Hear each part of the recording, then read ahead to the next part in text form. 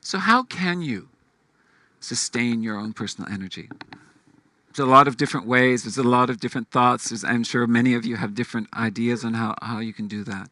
I ask you to think about what is sustainability to you. Each individual, each one of you, it may have a different resonance and have a different meaning for you. What is your personal energy? How do you sustain it? That's really something that's really important, I think, in this whole world, because you are the messengers of all of this information and events, or in whatever you're doing in life, or even with your family. You are the messengers. And so it's important to how you sustain your own energy. So you are the drop of information that comes into like the water, and you spread out that information. You spread it out to all the people that you work with, and all of your family or your team, and also society in general. So that's how you can remember that you are the messenger. Does anyone know about Stephen Covey or heard of Stephen Covey, who is a leadership guru? He wrote the book called The 7 Habits of Highly Effective People. And his second habit is this. Start with the end in mind. When you are thinking about your life in a grand scale, you may think about, what is the legacy I want to leave? That's all energy. And just stand up. Stand up. Stand up. And now sit down.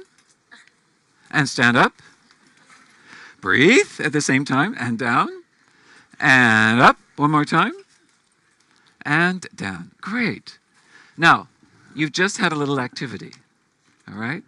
If you just stand up, so research has shown that if you just stand up once, you will increase the oxygen to your brain by about 70%. There's a fellow by the name of Einstein who has a quote about insanity. Maybe some of you know this. Doing the same thing over and over again and expecting different results. This is about choices. How many of you have done the same thing? Oh, gee, it's different. Oh, no, it's the same. I've done it over and over again. The same thing, making the same choices. Because these are default choices, and those default choices have happened a long time ago. Okay, a long time ago in making beliefs in our system, beliefs about what has happened in our life, they become a choice. So when a situation appears that's kind of similar, we go into that choice. So remember, in total, that you are the other face of sustainability. Never forget this. Remember that when it says PPP, people, planet, profit, the people come first.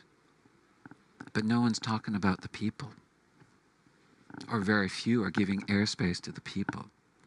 And that's every one of you.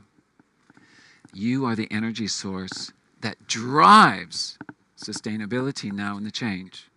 And the biggest source of energy, and it's cheap, it's free, it's a smile.